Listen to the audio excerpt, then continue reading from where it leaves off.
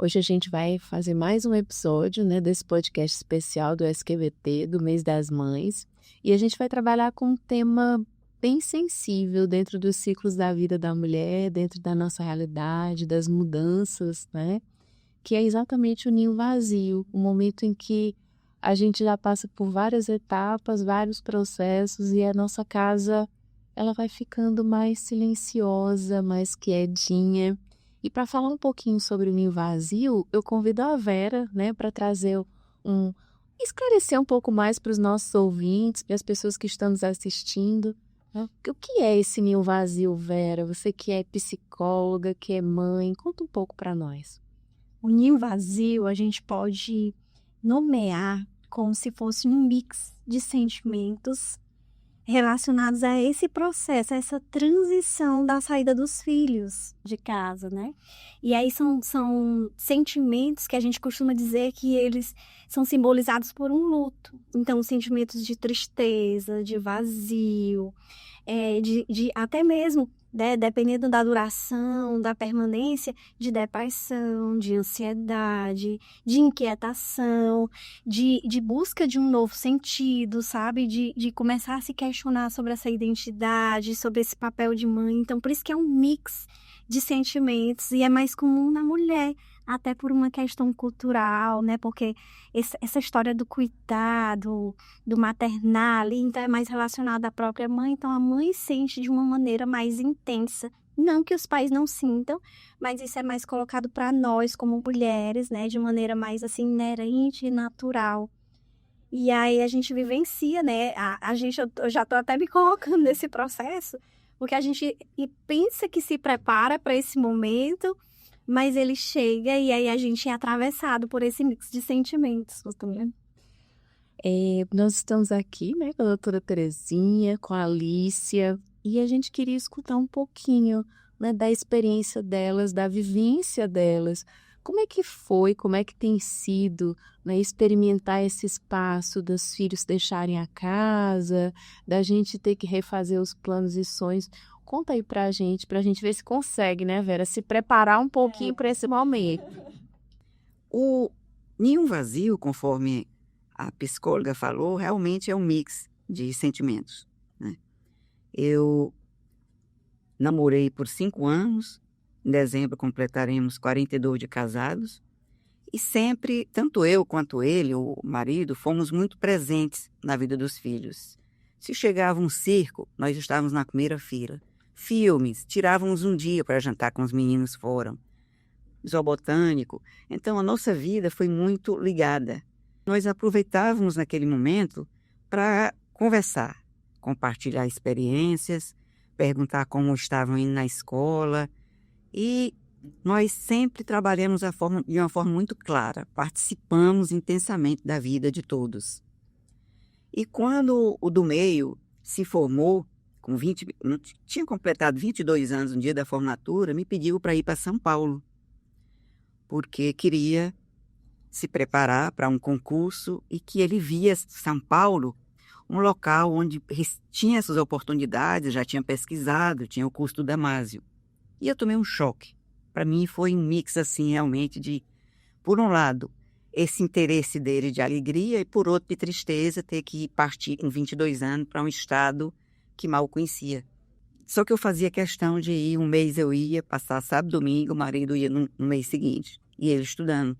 Inclusive, no aniversário dele, quando eu fui, ele disse, mãe, saia com meu pai, eu estou estudando. Mas se dedicava de uma forma que, nesse período, ele passou em 3 concursos de analista e o de juiz do trabalho. Mas se dedicou, só que a preocupação, eu chorava, mas não demonstrava. E desde essa época que está fora, passou no concurso no estado do Pará, e depois pediu a remoção para Bauru, para São Paulo, e está em Bauru. E ainda hoje eu sinto saudade. Em 2018 casou o primeiro, já formado, dentista, cirurgião bucomaxilo e especialista em implante. E na pandemia resolveu também fazer medicina. Está levando. E casou, mas eu sabia que ele ia ficar por aqui. Mas a gente sente, porque ele que estava ali presente, era o mais velho, esse ano completo 40 anos, final do ano. Mas o último parece que eu senti mais. O último, dia 31 de dezembro, completa um ano que saiu de casa e agora estou em outra fase, com as netas. Dona Terezinha, a senhora pode ficar aqui? Inclusive meu filho só viaja quando eu vou para lá.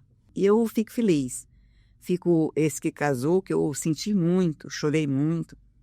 E nós tínhamos um apartamento próximo à nossa residência. Eu disse, você não quer morar lá e ficar almoçando lá em casa no dia que pode ficar almoçando, nem precisa preparar almoço. E a nora disse, Dona Terezinha, pois a gente ia até perto para outro bairro, mas ele aceita, que a gente gosta também de caminhar na Marechal, é próximo, e estão morando lá. Eu passo na minha residência, eu visito com frequência e eu participo. Agora, do último, eu sofri mais. Era um sentimento de alegria, uma menina muito boa, mas de tristeza porque ia deixando. Mas aí combinaram, ficaram almoçando comigo por enquanto, e estão lá. Almoça, almoça e vão.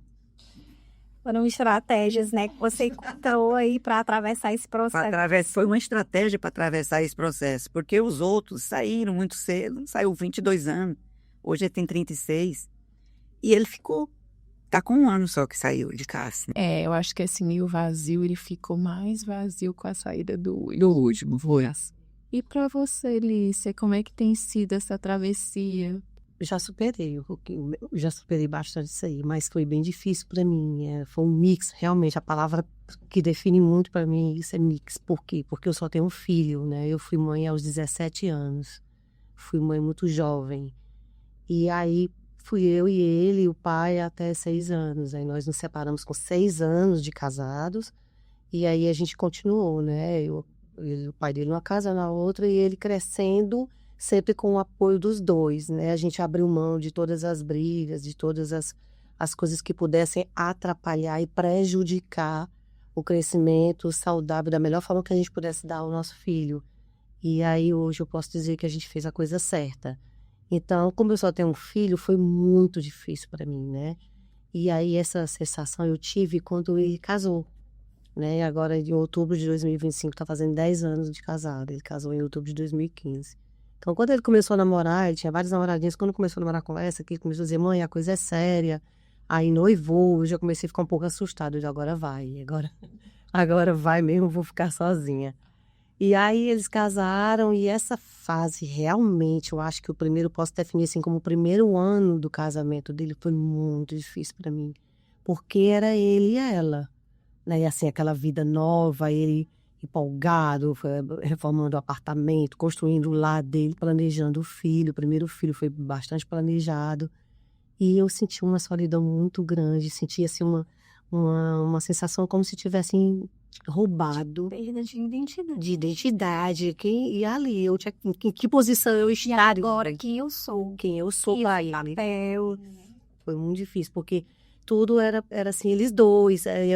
Os telefonemas diminuíram, as ligações, a ida lá em casa, né, para poder almoçar, que a gente, nossos domingos são sempre com a minha mãe, todos os filhos, todas as filhas, todos os netos, né, e aí as viagens que a gente sempre estava junto, era ele e ela, e aquilo ali mexeu muito comigo, mas assim, como eu gosto muito da minha nora, eu entendi que era uma fase que eles iam ter que viver, mas eu tive que buscar ajuda psicológica. Imediatamente eu comecei a terapia para entender esse vazio, para entender essa perda, né, entre aspas, que a gente acha que perdeu, né? Principalmente no meu caso, que só tenho um filho. E nós, como a doutora Terezinha disse, no meu caso também, nós sempre fomos muito companheiros. Eu fui uma muito jovem, mas eu assumi esse papel totalmente.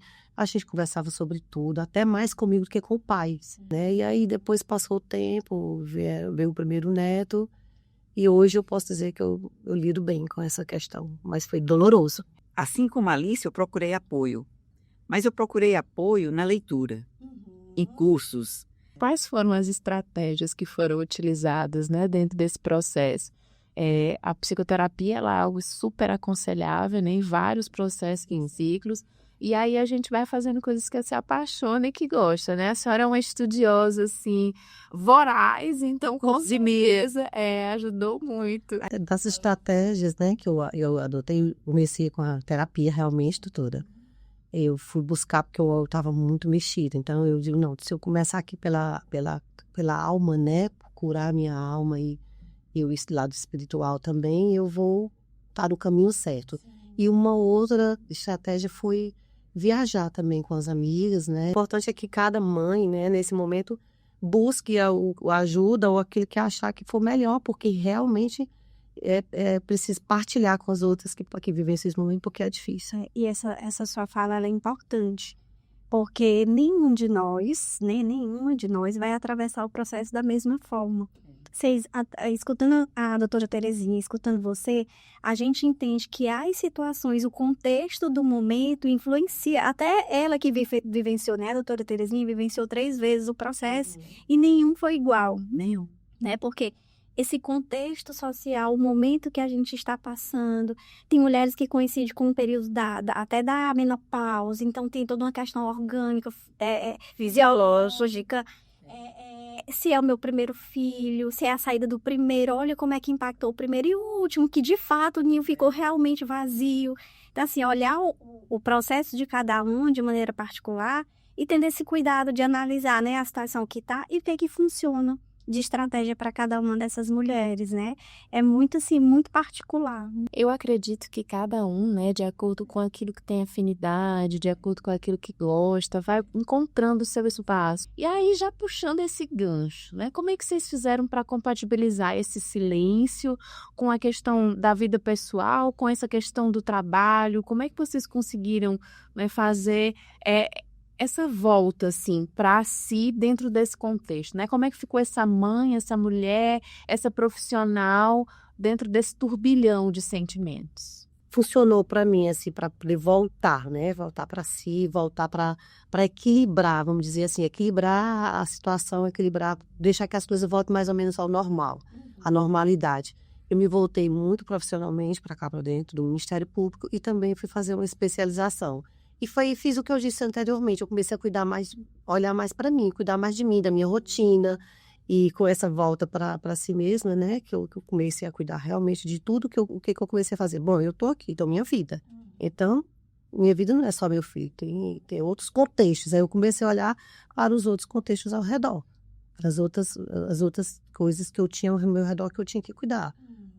Da minha mãe, da minha vida, dos meus amigos, né, de um novo amor. Então, assim, quando eu voltei para minha vida, deu tudo certo. E hoje está tudo tranquilo. E nós, do período quando os meninos eram pequenos, adolescentes e até antes de saírem de casa, nós tínhamos uma vida muito voltada, assim, para eles, participando do processo intenso.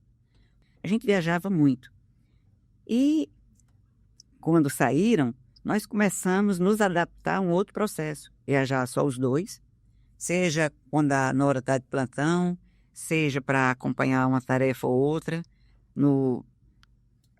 e participando das fases. Nesse processo de vocês sentiram algum julgamento pela tristeza, pela saudade? Como é que foi isso? Eu senti o seguinte, eu chorei no começo, aí disse, mãe, nós sempre vamos ficar presentes. Estou conseguindo contornar. A gente ainda sente saudade, né? Esse, principalmente o que mora longe, porque os outros estão aqui. Agora dá saudade. E você, Lícia? É assim, o julgamento já é próprio do ser humano, né? Nós temos essa péssima mania de pré-julgar ou de julgar a dor e a vivência do outro, né? Quando você não é mãe, é muito fácil você dizer assim, Alice, que besteira, você tá com besteira, teu filho só casou, teu filho saiu de casa. Então, eu tive esse julgamento, essa questão de achar que era pouco que eu estava vivendo. Totalmente, por várias, não com maldade das minhas amigas ou das que... E detalhe, as que eram mães, que não tinham ainda filhos fora de casa, e as que não eram mães, né? E para as que eram mães, eu dizia, gente, calma. Chega a hora de vocês vão entender o que eu estou vivendo. Tanto que alguns anos depois, quando uma delas, que foi a que mais, disse, não acredito que tá desse jeito, não. Não liga para ele, não faz isso, não faz aquilo. Quando chegou a vez dela, ela me ligou morrendo de chorar, que o filho tinha casado, só queria saber da esposa, não ligava mais. Eu digo, amiga, sua vez chegou. Então agora você vai tratar isso da melhor forma que você achar. Então, assim, não é um julgamento com maldade, mas é um julgamento de diminuir, de achar que aquilo ali né, que a síndrome do Ninho Vazio não é para tanto, né? E cada um sente de um jeito, cada mãe sente de um jeito. Já quando a doutora Taniele, não sei se foi a doutora Taniele, eu falei assim, olha, a doutora Vera que falou que isso é mais forte na mãe, né, do que no pai. Bem mais forte, porque essa relação maternal é muito, muito intensa, muito, muito forte. E ele era uma das pessoas que dizia, que eu ligava para ele, né, para o meu ex-marido, eu ligava às vezes triste, não sei o que, e fica aí contigo, tá sendo desse jeito ali. Eu lá tô nem aí, eu deixa ele, na hora que ele precisar da gente, ele veio, vai viver a tua vida, Lícia, para com isso. Então, assim, eu senti esse julgamento ao meu redor. Eu senti, Daniele, o seguinte, como a Alice estava falando, eu senti também, assim, alguns julgamentos, né? Olhe para você, você não pode interferir, você, na vida, assim, primeiro para você, porque eu olhava mais para eles do que para mim. Vocês trouxeram 2 pontos bem interessantes, né? A empatia em si, muitas vezes ela não consegue ser genuína, porque a gente não consegue calçar o sapato efetivamente do outro. Doutora Vera, como é que a psicologia trabalha para essa construção de sentido, né? Essa nova construção de sentido no vazio? Como é que isso pode, né, ser trabalhado no ser humano para que ele busque esse novo sentido? A gente preza muito pela questão do ressignificar, que foi o que a gente ouviu aqui das experiências, né? De buscar outros meios, de entender quem eu sou dentro desse processo, de entender que eu tenho outros papéis, que eu preciso também me cuidar e entender, principalmente, falando especificamente do ninho vazio, é que esse maternar, ele não deixou de existir. Ele vai existir agora de uma outra forma, ele continua cheio de amor, ele continua cheio de cuidado, e ele continua, inclusive, às vezes até mais ampliado, como vocês fizeram, né, de ter noras como filhas, os netos que chegam. Então, na verdade, você, né, Lícia, que tinha só um filho, agora tem 2, porque chega a sua nora como uma filha também, para você derramar amor, né, para você cuidar. Então, esse ninho a gente faz com que as pessoas, as mulheres, olhem com esse olhar ampliado, dando esse novo sentido e dizendo, olha, você vai continuar vivendo seu maternal, você não deixou de exercer esse papel. Porque o sentimento que muita mãe traz é esse, tá aí, eu não sou mais mãe, e meu filho, ele foi embora, né? Então, assim, não vai deixar de existir. É só um novo formato. E aí a gente vai trabalhar com essa mãe para ela encontrar prazer, né? Um novo sentido nesse novo maternar, né? Então, de se manter presente, cuidando, mas sem invadir muito o espaço desse filho. Então, eu posso ser a mãe que vai ligar, que vai estar presente, mas entendendo que tem uma linha agora de limite, né? Porque senão também eu posso tornar essa relação invasiva, né? Eu posso entrar dentro de uma situação de conflito. Como é que eu posso integrar todo mundo, continuar exercendo o meu papel, mas sem invadir, né, a família que meu filho está construindo, a família nuclear dele, o espaço, a autonomia? Porque o mix que eu falei de sentimentos, ele vem muito assim. Nós como mães e pais, cuidadores, como é que a gente é, entre aspas, aprovado pela sociedade como uma boa mãe, um bom pai? É quando o nosso filho ele consegue ter autonomia, ele consegue voar, digamos assim, ganhar o mundo, né? A gente até fala assim no popular, a gente cria o filho para o mundo. Então, é uma forma de reforçar e de reconhecimento de que eu fui uma boa mãe, que eu exerci bem meu papel, só que ao mesmo tempo, mas eu não queria que ele fosse embora. Eu tenho essa preocupação. Será que já comeu? Né? E tá bem? Então, por isso que fica esse sentimento dúbio.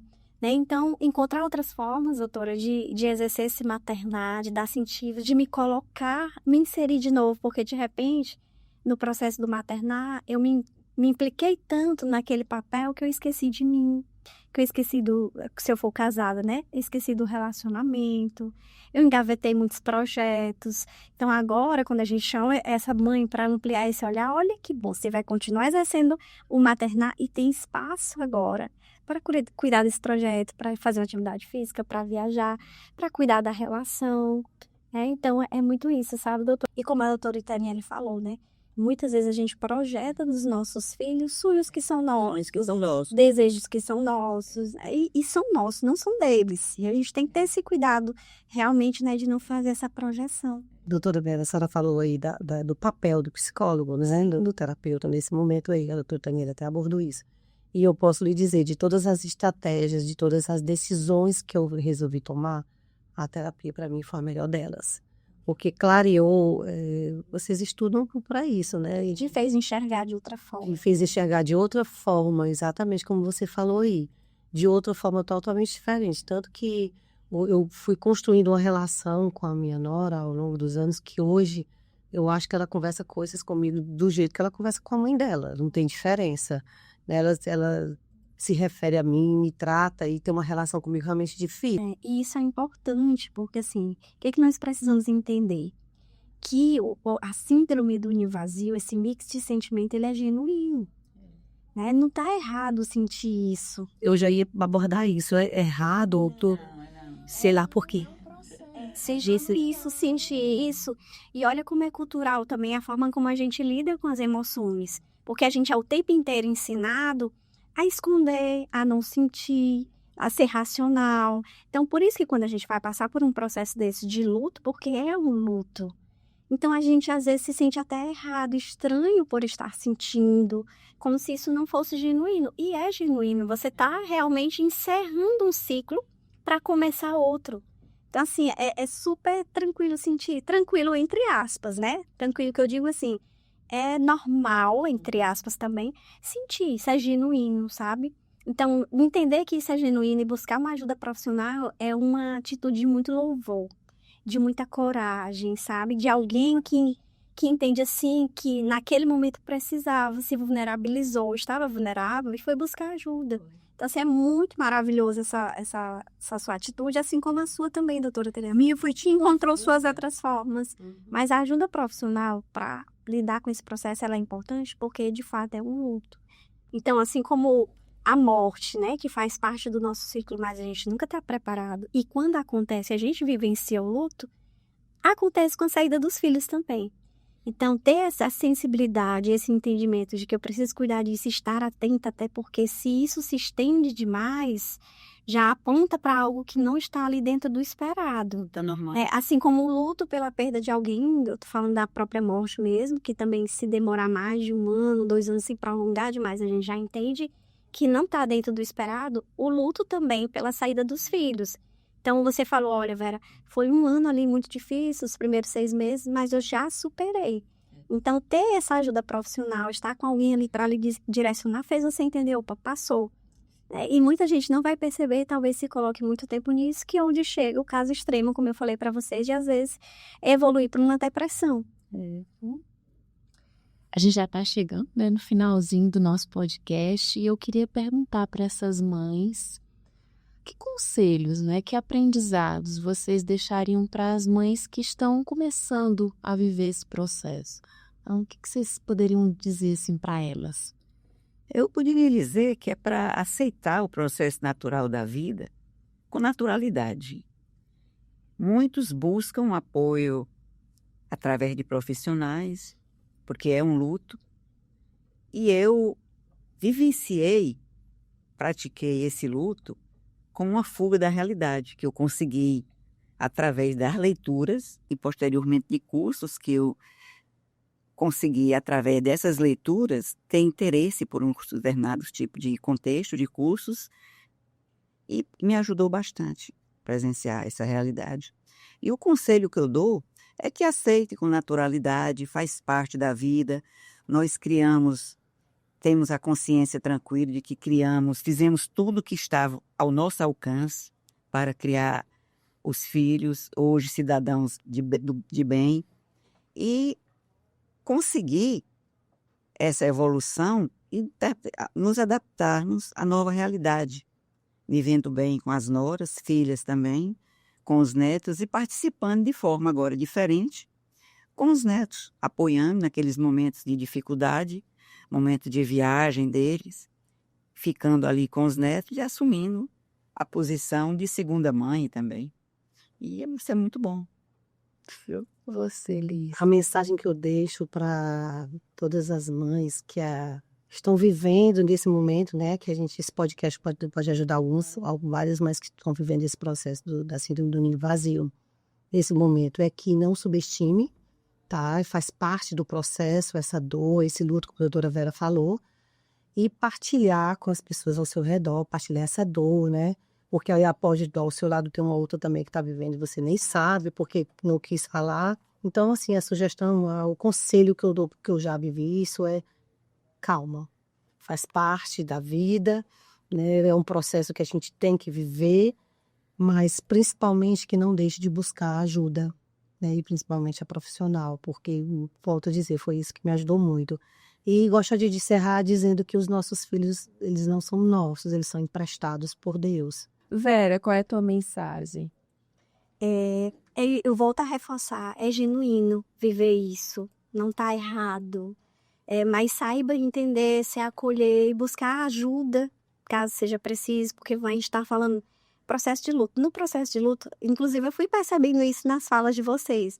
A fase da não aceitação, a negação, a fase da revolta, a fase da barganha. Fica aqui no apartamento aqui pertinho, né? Vem almoçar com a gente. A fase da barganha. Então, você vai passando até chegar na última fase, que é da aceitação. Então, é um processo. Tenha paciência, se acolha, busque a ajuda profissional e, principalmente, reconheça seus sentimentos que são genuínos. E reforço o que as nossas colegas já falaram, né? De buscar ajuda, de apoio de outras mães, de buscar viajar, cumprir outros papéis, novos projetos, que aí você vai se inserir novamente, encontrar o seu lugar como mãe de filhos que não estão mais em casa, mas que continuam sendo seus filhos. A gente encerra, né, esse episódio com o coração assim, mais pleno, mais cheio, agradecendo a presença dessas mulheres, dessas mães, e percebendo que o ninho vazio ele é muito mais do que a ausência, ele também é uma possibilidade de redescoberta, uma possibilidade de construção. E se olhar é um ato de coragem, né? Quando a gente se olha, que a gente percebe a nossa vulnerabilidade, que a gente pede ajuda, a gente se humaniza mais, a gente se permite transformar e a gente se permite viver mais a nossa verdade, quem a gente realmente é. Então, que a gente consiga fazer isso um pouquinho. Muita gratidão pela presença de vocês hoje. Nós é que agradecemos.